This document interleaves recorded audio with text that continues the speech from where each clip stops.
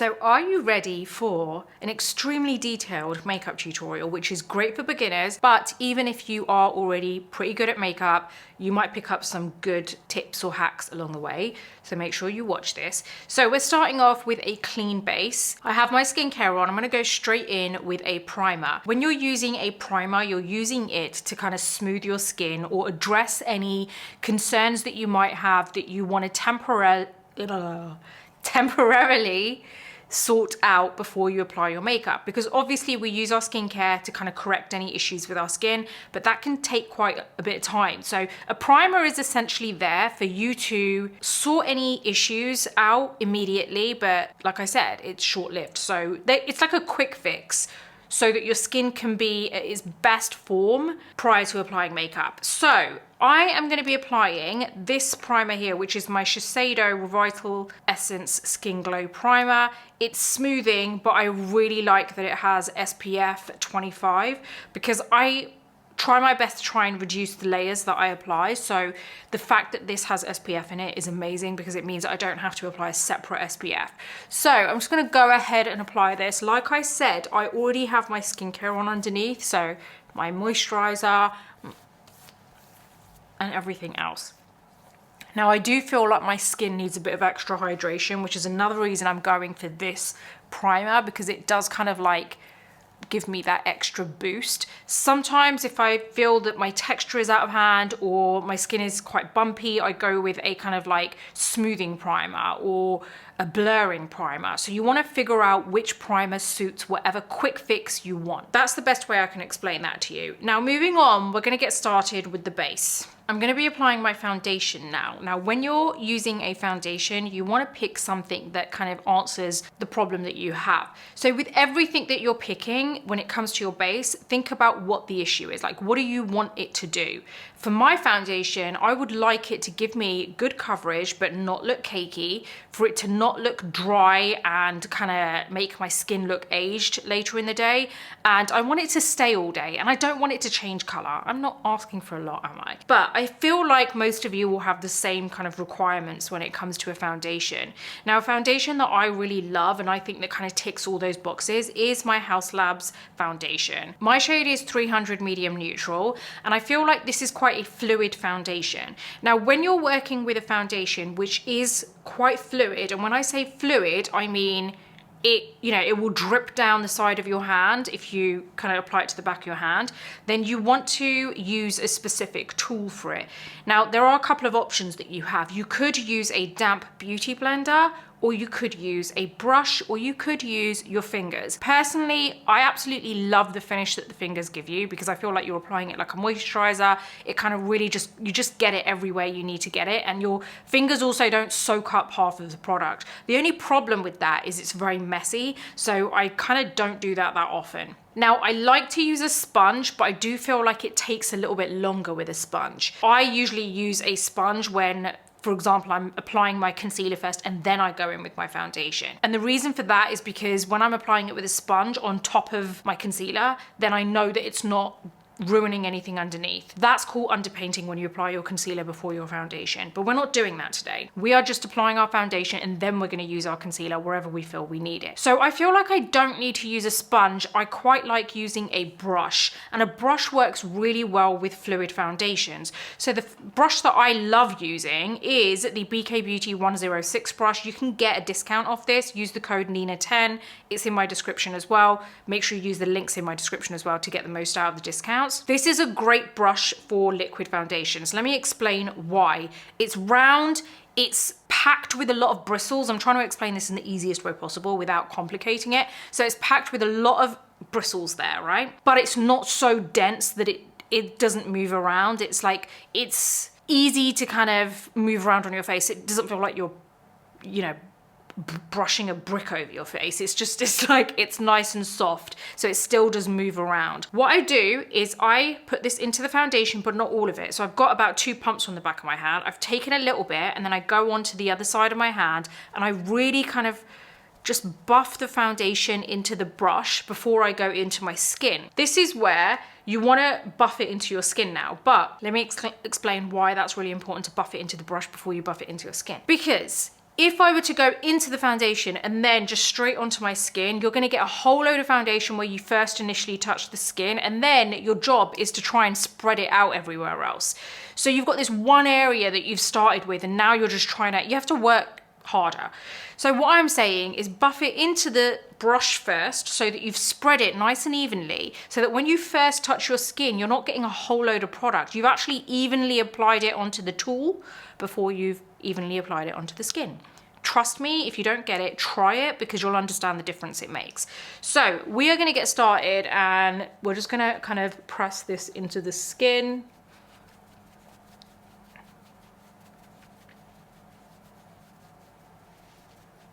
And I'm just going to literally go over.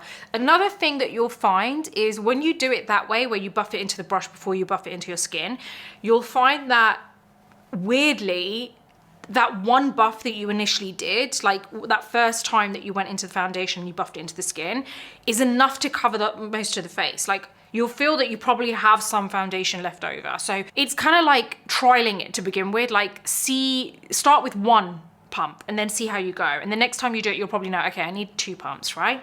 But it just kind of like, I don't know what it is. It's like imagine it like a brush which is connected to a tube, like a bottle of foundation, and it's constantly coming out. That's what it's like when you buff the foundation into the brush, sorry, before you buff it into the skin.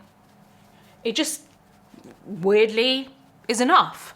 It's so strange, because if you were to actually apply it the other way, where you go into the foundation and go onto the skin, you'd probably end up going back into the foundation. Please ignore this awful spot I have here. It's just like really annoying. Yeah. Now, let me just explain how I applied this. When I say buff, I'm just kind of like pressing and flicking. Not a very small flick. I'm not like that. I'm just kind of like that, buffing, right? There you go. Now you can see we've got this really nice kind of even base all over the face, and I don't actually need to go into the rest of the foundation, which is good. But I'm going to keep that on the back of my hand because I'm going to show you where we're going to need that. Okay, I'm going to go in to my Tarte Shape Tape concealer. This is in 35N medium, and I am going to now apply this on areas that I need it. But this is quite a full coverage concealer. You want to use a concealer which you feel is kind of tailored to whatever you want. So if you want, again, go back to like what I say, if you want amazing coverage, concealer that kind of doesn't require you having to go back in constantly with loads of layers, you want something that lasts all day, you want something which is kind of self-setting. And what I mean by that is it doesn't stay fluid on the skin. Like after a little while, it kind of sets itself a little bit. That doesn't mean you don't need powder to set it, by the way. I'll go into that a little bit later. But you want to go for a product which answers all those kind of problems, right? So for me, I like my concealer to, one, stay put all day. I like it to kind of semi-self-set. I like it to not kind of stay fluid throughout the day. Like, I don't like that feeling of something that just hasn't kind of dried up a little bit. And when I say dried up, it's just another version of saying self-setting. Like, I don't want it to look dry, obviously.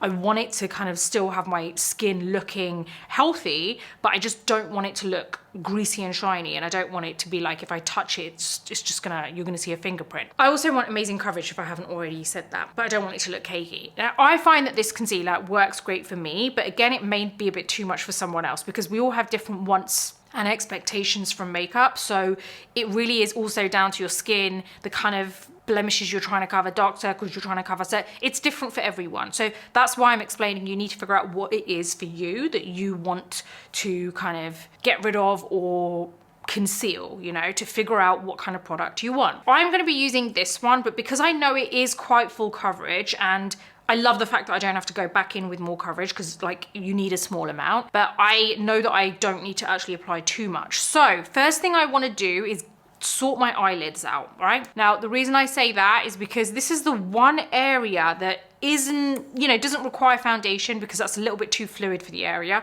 Your skin around that area is the thinnest than anywhere else on your body, so you don't want too much product there. And it's even more so important to have a concealer which is opaque or sets opaque enough so that it doesn't crease up too easily or anything, right? Now, this is where you are going to use a sponge. You want a damp beauty blender. When I say damp, wet it, keep wetting it until it doubles in size, squeeze out all the water, grab a tissue, wrap it around it, squeeze it again to soak up all the excess water, and there you have it. What you're gonna do is you are going to just press, bounce. You're gonna bounce this sponge all over your eyelid, go up into the brow, but not over the brow, go onto the inner corner there because you don't want to miss that area out. Now again, you may realize over time how much you need on your eyelid in terms of your concealer. I usually do 2 or 3 dots. You might need 1 dot and that's enough. So again, you need to figure out what works for you. So we're gonna just press this in. There you go. That's done. Now, this is where we're gonna get our setting powder. Now, I'm gonna explain this properly when I apply it for the rest of the face, so I'm gonna just grab my powder puff, go into this setting powder with a powder puff, and let me just make sure there's not too much powder on there, and then just press here. I've done this quickly and I'll explain to you in a second why. Got a brush. Don't worry, I'm not gonna skip this, I am gonna explain it to you. You'll understand why I did this quick. There we have it. What I did there, I applied my concealer, right? So you saw that bit. Then you saw that I carried on looking down because the minute I look up, what's happening is I'm creating a crease there, right? So that's where my eye socket is, the socket area. But when I look up, the skin creases because obviously the movement of the skin creates a crease. And we've got a fluid formula there, right? So what happens is it's gonna keep kind of building up within that crease, and then when you look down the next time, all of a sudden you can see a whole load of makeup sitting in that crease. So that's why I kept my eyes looking down, so it was all stretched and nice and there was no crease being developed while it was fluid. Then what I did, I got my powder and I'm using my Huda Beauty Easy Bake and Banana Bread. I got my powder puff, which is my Laura Mercier powder puff.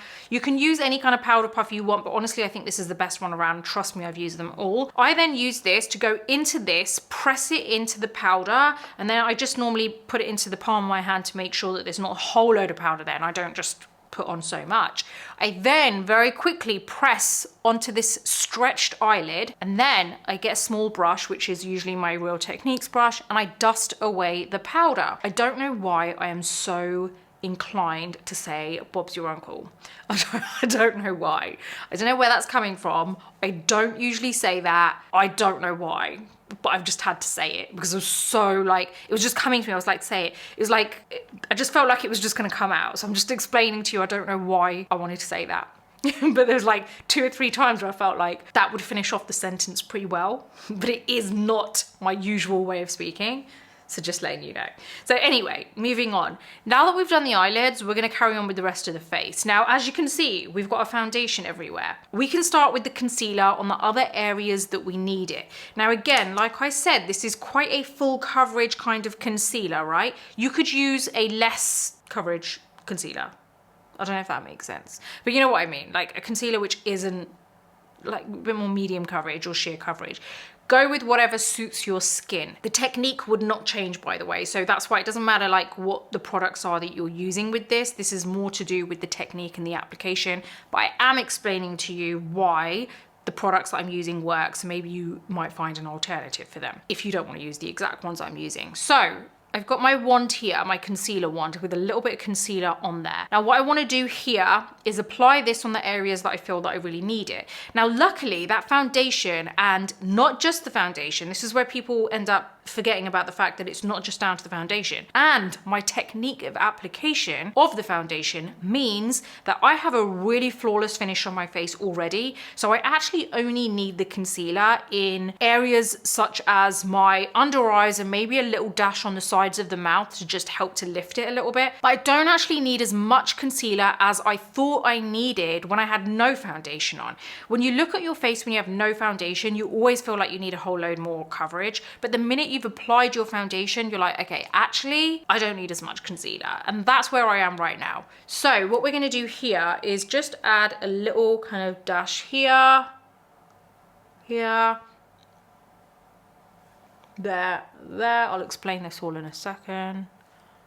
And there. That's all I'm going to apply here. So as you can see, we have a little dash here and here. Now what I've done is I kind of start from just, I kind of, actually, if you notice, they're both starting at the same place, which is actually directly below my inner corner of my eye. When I say inner corner, I don't mean like that inner corner of my, like the side of my nose. I mean the actual inner corner right there, the corner of my eye.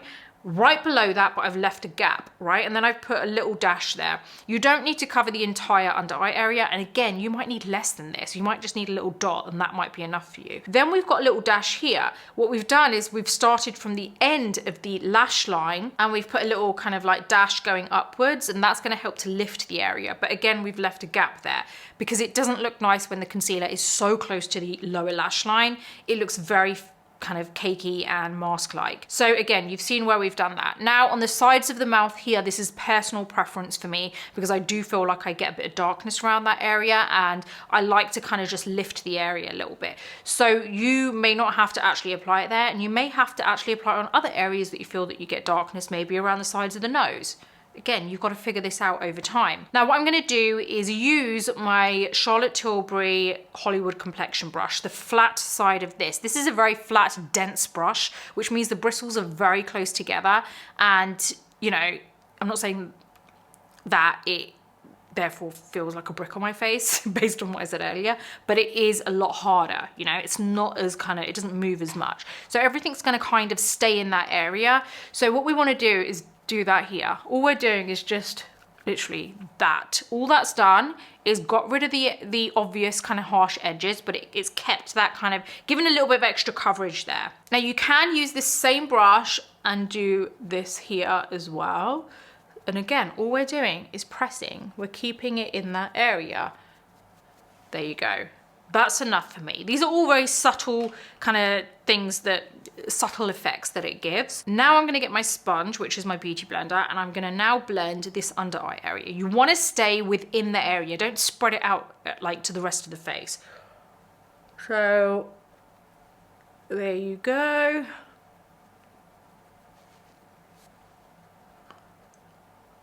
I kind of try and stick to this area, and I don't blend upwards into the lower lash line.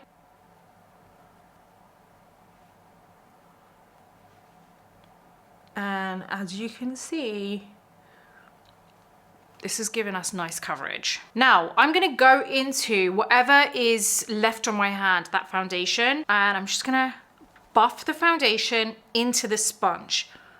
And then I'm gonna just go over the under eye area. All that's doing is making sure that the under eye area where we've applied concealer, did I say concealer?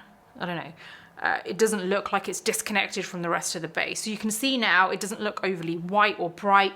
Everything looks like it's quite kind of cohesive. Okay, now this is where we want to set usually, but I do want to add a little bit of kind of cream blush. Yeah, that's about it. I'm just going to apply some cream blush. Let's go with my RHODE Pocket blush in Freckle. I love this blush. And also my Hourglass 15 brush. Now you want to use a very specific brush here. So this type of brush is amazing because it's actually not packed with a whole load of bristles. The bristles are all different lengths. So it's long and short, and then they're kind of pushed together, which gives a much kind of lighter airbrushed finish when you apply a product. So don't use a brush where all the hairs are the same length and packed together, because you'll end up getting way too much product, like a bulk amount. It'll be very kind of condensed on the skin and it'll be harder to blend. With this, you get a kind of naturally dispersed finish onto your skin. And also you don't want to go all in with a whole load of product as well. Now, if you are uncomfortable using a brush, then I would just use a beauty blender, like the back of a sponge, and just kind of bounce onto it and then onto your hand to get the excess off, because you're going to do that with the brush as well. We're going to go onto this like this. We're going to go onto the back of the hand to get the excess off. Always do that with any product that you're applying onto the skin. So now we are going to apply this here, but as you can see, I'm not going back and forth. This brush is absolutely amazing. You can grab yours. Links are in my description. I really do love this blush and this brush.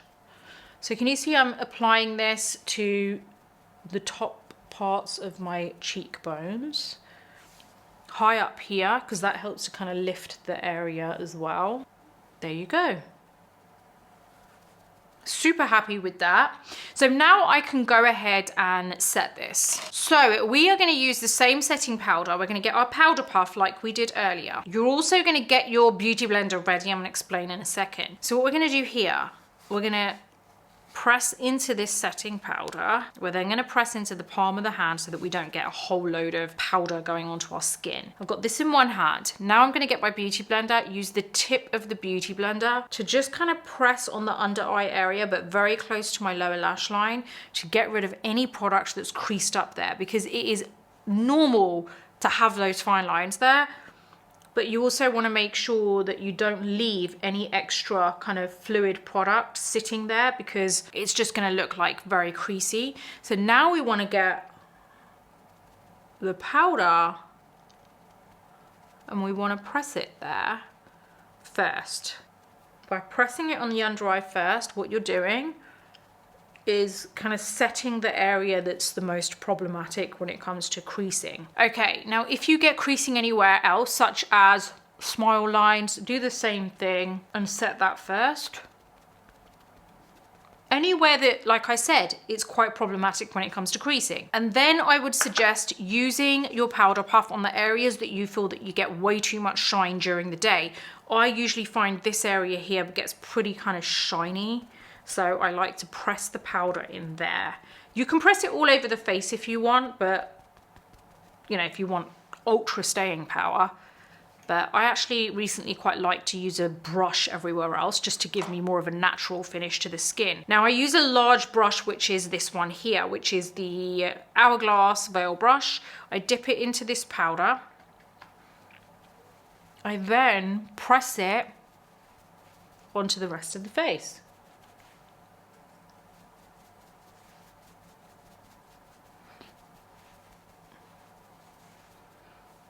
Now I grab my Real Techniques brush, and there's nothing on this, and I just dust off, you know, that powder we pressed on the lower eyes, on the under eyes? I'm just gonna get rid of any product that's there, because we pressed it so it just kind of sat there, right? Okay, next we wanna do the brows, but I'm gonna get a wet wipe, wrap it around my finger, and I'm just gonna go over my brows, because you've got a lot of product build up from all the powder foundation, so you just want to get rid of any extra product that's sitting there. Okay, so I'm now gonna get a brow gel. I'm using my Anastasia Brow Freeze Gel. You want to make sure you haven't got a whole load of product on this brush, because it's quite kind of gooey. What this is gonna do, this is gonna help to kind of keep your hairs in place. So I like to kind of brush through it. I kind of go all over the place so that it really gets on each hair. I mean, I don't have a lot of hair there, so I've got to work with what I have. I brush through it. I let it sit there for a minute, because I've noticed that if you just immediately try and press them and push them to the side, you get a whole load of product everywhere else. So I just kind of like let it sit there for a second. Again, just to kind of let that product self-set a little bit.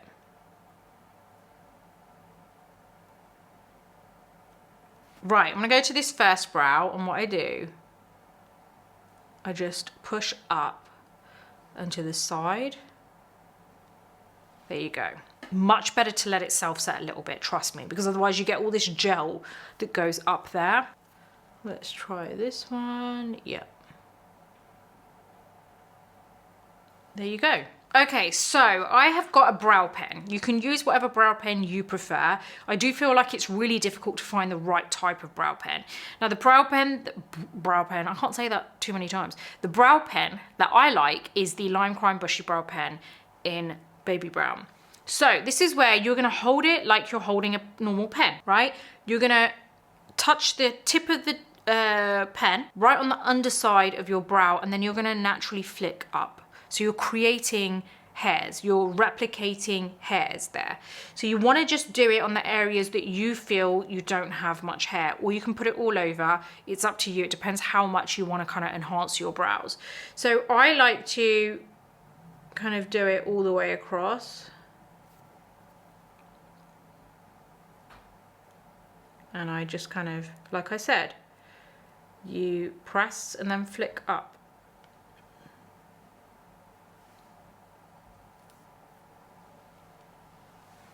I'm going to do this side.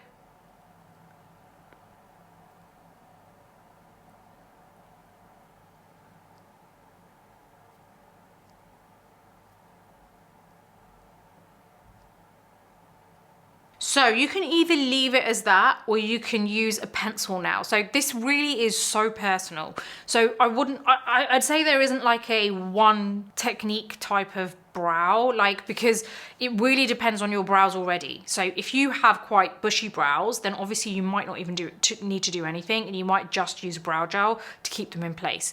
But if you have sparse brows, there's different levels to it. It could be just a little bit, it could be just at the ends. It depends where it is.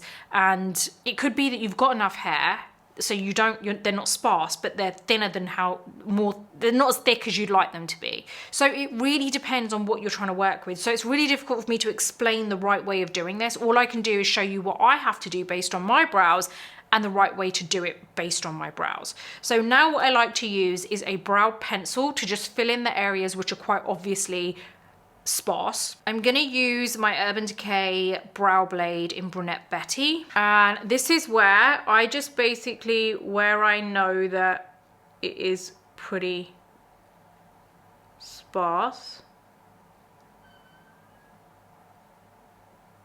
I just flick more kind of hairs there because I don't want it to look really blocky.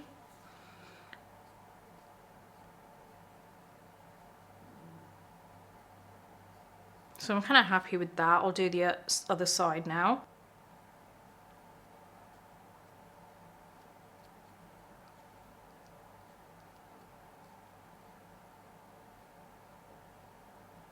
Okay, so moving on, what we want to do now is apply a bit of bronzer. I'm going to show you this. Right, I'm using my Fenty Beauty Sunstalker. I could talk about this topic all day long, but contour versus bronzer. You have contour products, which, let's just talk about powders in general, right? Because that's what I'm going to be using. So you have contour powders, you have bronzer powders. You can honestly use whichever one you want. If you're using a bronzer powder, it doesn't mean you can only use it where you think the sun hits, right?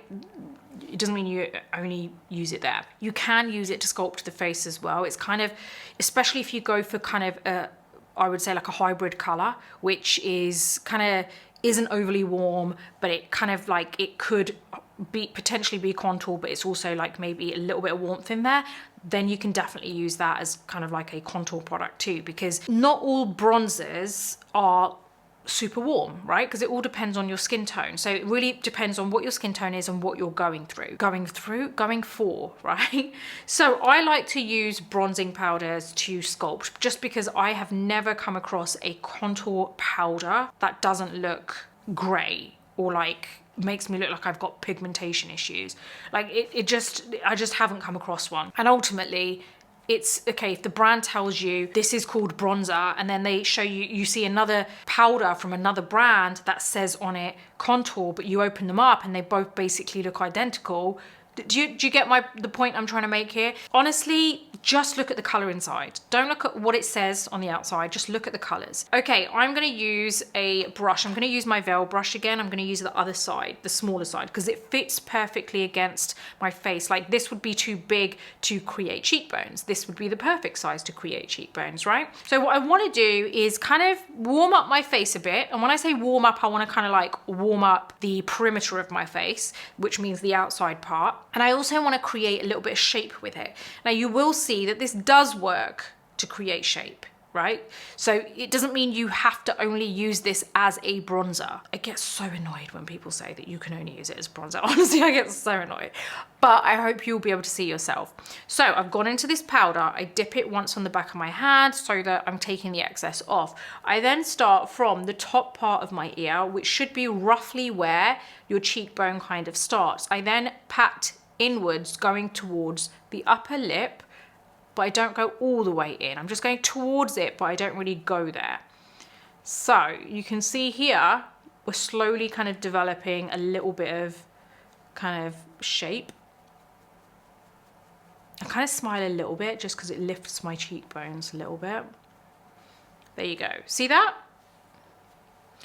And then I go on the hairline here, because I find that when you apply it to the sides of the face here, it kind of slims down the face a little bit. We're going to do this here too.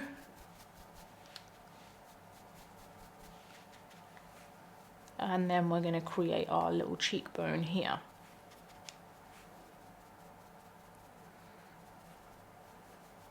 And then the other place, that came out weird. The other place, that sounded so weird, is underneath the jawline. And I go underneath the jawline, not on top of the jawline. Right, I've got a smaller brush. This is the Fenty 200 brush. Go into the bronzer, dip on the back of my hand or on the palm. I'm then gonna hold it to the side like this so that it's kind of like touching the side of my nose like that. I'm gonna now slim down the nose. This is the bridge of the nose here. We're gonna go on the side of the bridge, right? And we're gonna just, can you see the only thing that's moving are my fingers like that? And all that's doing is just creating a very subtle line on the side of the nose. Don't apply too much product because it can look weird. And you want to use a product, a color, which is not too much darker than your skin tone. Not very, like, much darker at all. And then I'm going to do a little V at the tip of the nose. That's personal preference. I personally like it. Up to you. Okay, we're going to apply a little bit of eyeliner. So I'm going to use my Makeup by Mario Master Matte's liquid liner in super black. Oh, I thought I had to shake it, but I didn't. Okay, it's a felt pen. We're going to apply super thin eyeliner. So you want to hold the brush like this. It's going to sit like that on the lash line. We're going to put the head up. We're going to look down into the mirror. We're going to touch the root of the lash. We're not going to draw all the way across. We're going to do this very gradually. So hopefully you can see. We are going so close to the lash line. Like, we are literally trying to touch the root, nothing else. And we're doing it gradually. We're going to get to the end of the lash line. We're going to stop just before the end because I want it to have a little bit of a lift. See that? It's ultra, ultra thin. It hasn't covered the entire eyelid at all. So let's do that on the other side so you can see that again. So again, holding it to the side, we're going to rest it above the lash, above the lashes. You'll feel it kind of resting on the lashes. We're going to touch the root of the lash. If you start dragging this, that's where you're going to end up going wrong. There you go. Again, thin line. Now this is where we're going to do the flick. This is where you want to look straight in the mirror. You don't want to look down like we were before, right? You're going to look straight ahead. We're going to see where the end of that liner finishes. You're going to just draw a little dot, just so that you know where, like what direction. There you go. You can see that little dot there, right? But what I've done is I've made sure it's not as far out as the end of the flick. So it's just for direction. This is not for you to go towards and just end the flick there. So don't go too far out. You just want to go a little bit out just to give you an idea of the direction you're going in. So then what I'm doing is I'm going to just connect that dot to where I had the end of the lash line, right? Now, can you see it here? But this is like a really random, weird, blunt flick. So what we want to do is fill that little dip in. And this is where it's going to become thicker at the end. And we're just going to keep filling it until we feel that it looks fluid. There's no dip anywhere. Now, when it comes to the end of this kind of little dot there, the blunt tip, we are going to just drag it out. But as I'm dragging it out, I'm lifting the pressure of the brush so that it's just skimming the skin.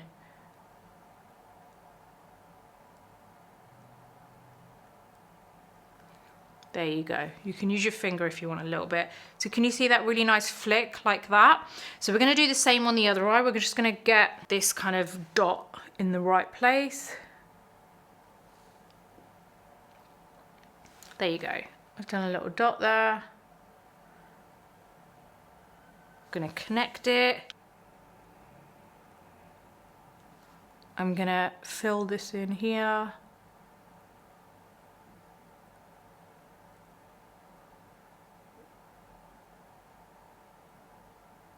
Same way I did on the other side. Okay, and now we're gonna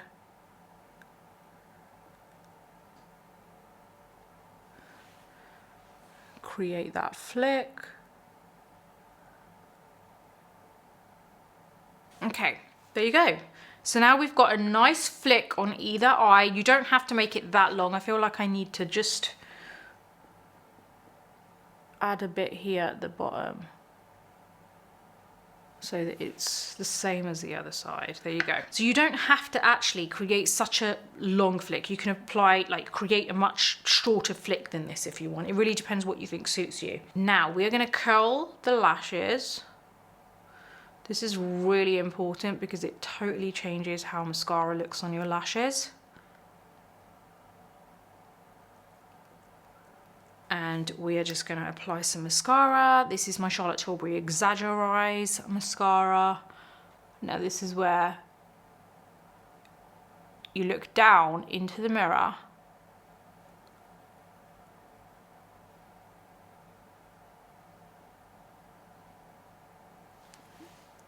and you go from the root. You can wriggle into the lashes. See how I'm just going back and forth like that? And then drag up, and what that does is it makes sure that you get like a nice kind of, your lashes look thicker basically. It's a little trick to make your lashes look thicker when you don't. Okay, so let me just explain this. So basically you can keep applying a whole load of coats to your lashes to make them look thicker, right? But then what happens is it looks quite clumpy and doesn't look very nice. The other alternative is wriggle into the root and then drag up. And that's a little trick to make them look thicker without having to actually apply a whole load of mascara to your lashes. So now, when it comes to the lower lashes, I don't go through the root because I don't want it to look so thick and spidery. So I actually don't press into the root at all. I just kind of try and get it through the lashes for a softer finish to the lower lashes. Onto the lips. So we're going to use the lip pencil Charlotte Tilbury Lip Cheat in Love Trap, and I'm going to do a very soft lip, kind of feeling a winter lip. So can you see I very lightly did the top part? So it's such a subtle line there. You don't always have to go with a thick sharp line.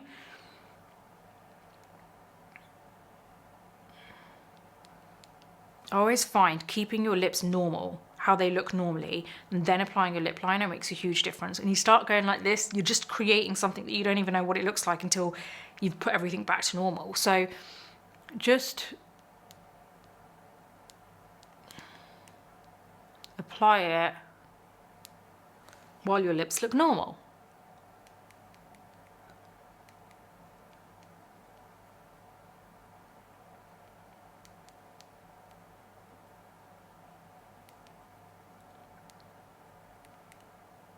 And then I just put some kind of like strokes inwards. You can use a lipstick if you want. I'm going to use a gloss. I'm going to use the Charlotte Tilbury Plump or Pillow Talk Big Lip Plump Gasm. This is actually in Pillow Talk. There you go. I only apply it in the center there. This smells so good. Go like that. And then I pat to get the excess off so it doesn't look super, super glossy. And that is literally it. So hopefully you have enjoyed this tutorial, this very detailed, beginner-friendly tutorial. Honestly, it's super easy. Hopefully you will go away and do it and try it. Let me know if you have any questions. Please don't forget that everything's listed in my description box, all the links, all the discount codes. Make sure you go and get yours. I do have an online publication which I'd love you to go and check out. It's a beauty community called the Beauty Breakfast Club. Newsletters every week. There are two options of subscription. One is free, which gives you access to most of the site. The other is paid, which gives you access to the entire site, including loads of perks. It's amazing. Trust me, this year it's really changing up and I think you're going to love it. And the paid subscription is honestly the equivalent of getting yourself a large coffee. That's it. It is honestly that's it, and you'll get so much for it. So excited to see you there. And I have another YouTube channel, which is a podcast that I host with my husband, Real Talk, very relatable. I'd love to see you there too. If you like this video, give it a thumbs up. Don't forget to subscribe to my channel and hit the bell button so that you're never missing any of my future videos. Until the next video, take care, and I'll see you soon.